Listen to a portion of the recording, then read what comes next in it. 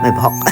At heto na ang ikatlong bahagi ng aming Northern Europe tour dito sa Ilocos. Andito na kami ngayon sa lugar kung saan pagod na ako. Halata naman sa itsura, 'di ba? Alam kong pagod na rin kayo, kaya pagod tayong lahat. Pagod pod! Ilocos Norte. Ano nga ba ang mga makikita dito sa pagod pod? Wala, ganyan lang sa nakikita ninyo. Nagpicture lang kami dito sa may signage ba? Charot. Ano ba tawag sa ganyan? Lahat ng syudad o barangay may mga paganyan eh. Di ko man alam tawag, di namin napag-aralan. Una namin pinuntahan ay itong Patapat Viaduct Tape. Bridge pala ito. Maganda naman mag-picture dito, mag-ingat ka lang baka masagasaan ka.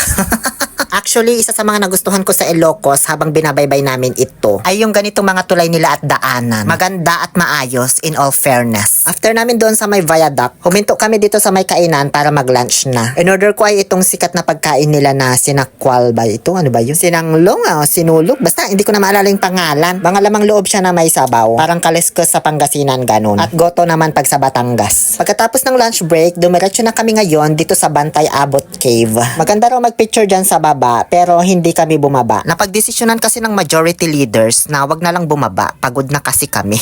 Kaya dumiretso na lang kami hanggang makarating dito sa may Saud Beach, Blue Lagoon. Hindi ko lubusang mawari kung alin yung tawag talaga dito, kung Saud Beach ba or Blue Lagoon. Kasi bago kami makarating dito, may nakita akong signage na Saud Beach. Pagbaba naman namin, ang nabasa ko ay itong Blue Lagoon. So hindi ko alam kung ano itatawag ko sa lokasyon na ito ba.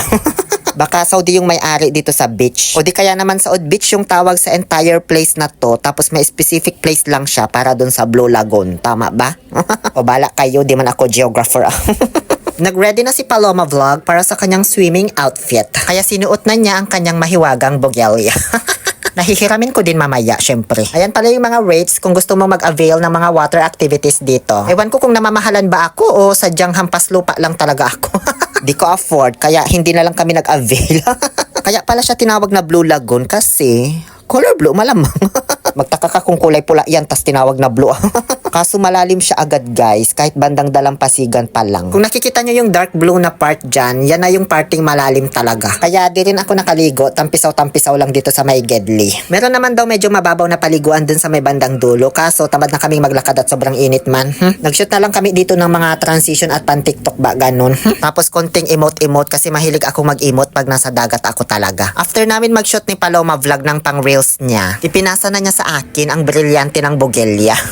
Tapos habang nag-emote-emote ako dyan, tsaka nagpo-post pang pictorial ba, may nakita akong magjowa sa may di kalayuan na ang saya-saya be. Ang sweet-sweet nilang dalawa, nang gigigil ako. Ay teka lang ha, mag-change outfit ako, tanggalin ko tong polo ko. Sinusubukan nyo talaga ako eh.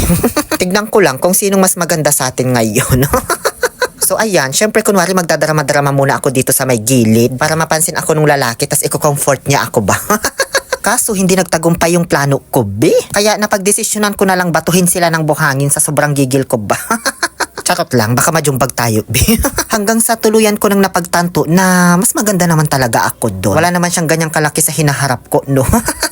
Kaya ayun, nagpaubaya na lamang po ako. Na naging sapat.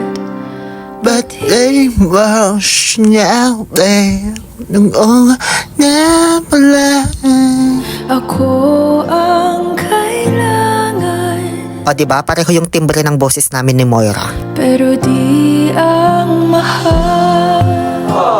Huwag mong piliting mahalin ka ng taong alam mong may mahal ng iba. Naging papadudod. So dito na po natatapos ang aming paglalakbay dito sa Ilocos Norte sa loob ng isang araw. Pagkatapos naming maligo dito sa Blue Lagoon na kung saan ang mahal-mahal ng cottage, 1/8. Dumiretso na kami sa aming accommodation para matulog dahil bukas ay babaybayin naman namin ang Vegan City, Ilocosur, Sogon. Please like, follow, and share for part 4. Ang hindi mag-follow, magiging drawing ang plinanong outing. Muli ito po ang inyong Happy Pill Oliver Castro na nagsasabing, no to toxicity, let's make people happy.